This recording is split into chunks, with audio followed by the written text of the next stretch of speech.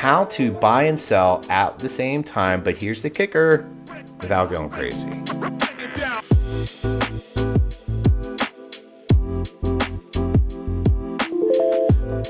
All right, levels. Feel good about it? I'm ready. All right. I don't know what's going on with my hair today. It's like higher the hair, closer to God. That's it. It looks good.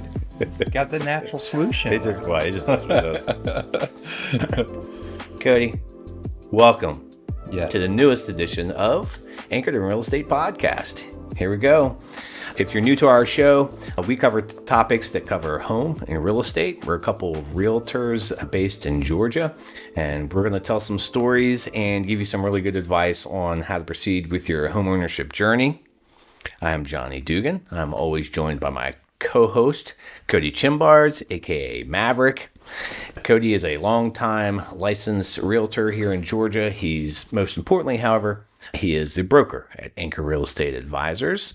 I'm Johnny Dugan. I'm AKA old school. That's it. In this here analogy. Yeah, with a K. And I'm a licensed real estate agent and realtor here in Georgia as well. And I proudly work here at Anchor Real Estate Advisors.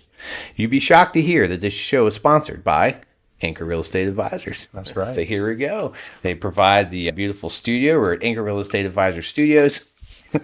And lounge. How many more times can I drop our name? I mean, listen. My shirt is sponsored by Anchor Real Estate Advisor. I believe he has one on too. I do. Man, we did not even think that up. I need a cup of coffee. Oh yeah, sip. Yeah. The pros know how to do it. Get those labels out. Oh. So we're going to jump right into our topic for today.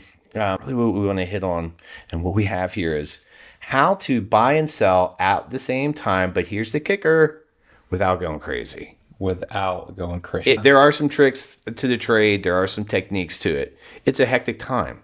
Part of why you hire someone like us is hopefully we've been through it. Either we've probably been through it personally, but we've also been through it dozens of times, helping other people. And there are ways to do it and keep your sanity at the same time. So I'm going to kick it to you, Cody, and you fire us off. Actually, yeah, do that. Okay. You start. Yeah. So how to buy and sell without losing your mind. That would be the title of this episode. And we're seeing that so much in the current real estate market.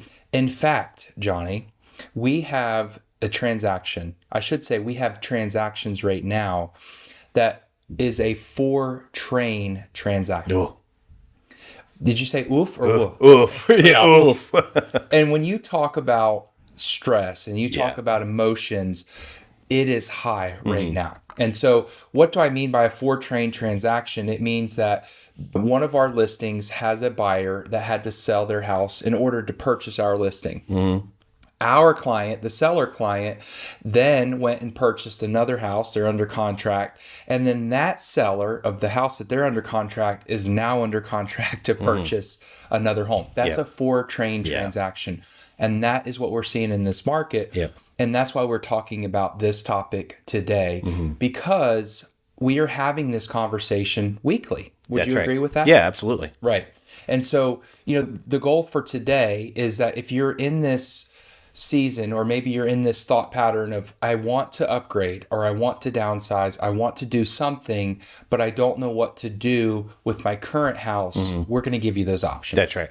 And I want to start this off with a question. When you have a house, you need to sell it, and you need to buy another house. And the first question is, well, what do I do first? Because I've had plenty of people go, I'm kind of looking for a house, but I don't want to be homeless, so I'm not going to list my house yet. And so the answer is, the question is, what do I do first? Do I list or sell? Or do I list or go looking for houses? And when I find my dream home, then I'm going to tell you the answer. It's list your home. Yes. It's try to sell your home. Commit to selling your home first. And let me tell you the main reasons why. One is you're moving, so be prepared to move. Just commit to that. 2, when you find that house that you like, if you don't have your house on the market, your offer most likely won't be accepted. Right. I personally wouldn't accept an offer from someone who didn't yet even have the home listed. Yes. If you plan to buy another home, you not only need to list your home, but I say you're committed to selling it.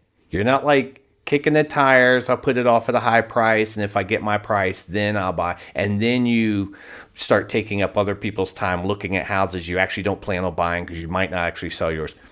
You list your home, you plan and you commit to selling it, then your offer to buy the next home will have some standing, will have some legs. Without that, your offers won't have any weight to them at all. Right. And then you go, well, Johnny, I don't want to end up homeless. Mm-hmm. I get that. However, you're not going to be homeless. What you do is you come up with a transition plan. Yes. The transition plan is, and I'm going to use some examples that some people will scoff at, but there's plenty of options. One is you temporarily live with, a family member. Mm-hmm. You temporarily live at, say, an Airbnb. Mm-hmm. You temporarily live at a hotel. But let me tell you the benefit of all those three. You got the cash from your previous home. That's right. Once you have that, you now have all the power when going to buy the next one. So, and there's a really good chance when we talk about the next options, and I know you've got them, there's a good chance none of those things will happen. But worst case scenario is you've got a sack full of cash ready to throw at the next house, and you're going to be motivated, and you're going to get it done, and they're going to accept your offer, and you're going to move into the house that you want. Yeah. But that was a long way of saying, which do I do first? Commit to selling, get it listed, and then you play the chips as they fall after that. Right. And so the conversation that I have is simply this, and I've got it down to a science at this point. There is pressure involved when you are selling your house in order to purchase a new house. There are two ways that you can experience that pressure. I don't say stress, but that's what most of the common people Motivation. Would say. Well, yeah. It's the pressure. Yeah. Because, well, like you just described, I don't want to be homeless. So the pressure, we go out and we show you a house, right? If we don't list the house, you kind of skip all the way to the end. You told then you got to keep watching, right? Yeah. But the reality is the pressure, if you go out and look at houses and find something, and then you try to hurry up and get your house ready, right? Now you're behind the eight ball. Like you said, a seller, why would they want to accept an offer unless they're just absolutely desperate with a house that's not even listed? Right? So there's pressure there. So the pressure is now I've got to rush to get my house ready. And we only have so many days in a home sale contingency that will allow you to get your home under contract. That's right. Right? Typically 60 to 75 days. That's right. So you have to have it listed in a certain amount of time stated by the contract, and you have to have it under contract a certain amount of time stated by the contract. Correct. And then the 60 to 75 days sounds like it's a long time, but you are literally boxing yourself into a 30 to 45 day window to get a contract on your house. And you've just become the motivated seller that everybody wants to take advantage of. That's right. Which, yes, not take advantage of, but we have to. I say everybody. I mean, buyers. Right. Right. You have to price your home effectively. Yeah. Right. Versus the second pressure area is what you said is to go ahead and list your house.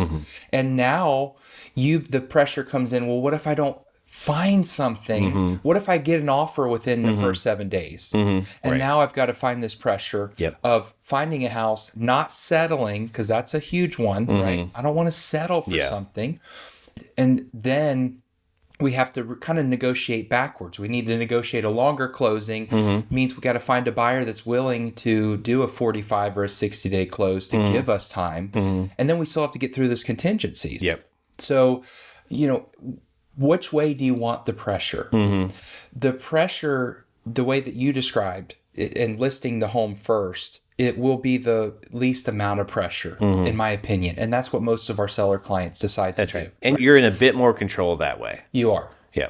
You are. Because the way the market has been for the last really 3 to 6 months of this year, it's very hard to predict how long a house is going to sit on the market. Yeah. In this market in particular. Now, a couple years ago, when you knew it was going to be sold in 30 days, then you could lean into putting an offer, and the seller of that home kind of understood that your house is going to sell quick because that was the market. Right. It's not that way right now. Right. It's simply not, what's the average days on market here? 38 days for Dawson County. Yeah, for Dawson County.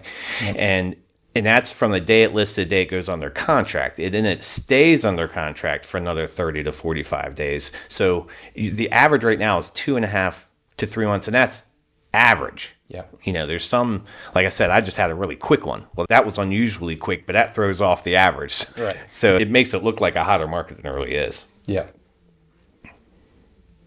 So we've got, we want to talk about some of the solutions. I just talked about a transition plan for like the I don't want to be homeless part. Right. There's another element, you touched on it, and that is there are ways to negotiate into the contract where you stay in your home for a certain amount of time. One, you could just negotiate a closing date further out, instead of 28 days, can we get it 45 days? That's a negotiating point. And, if the folks buying your house want your house, they'll negotiate that.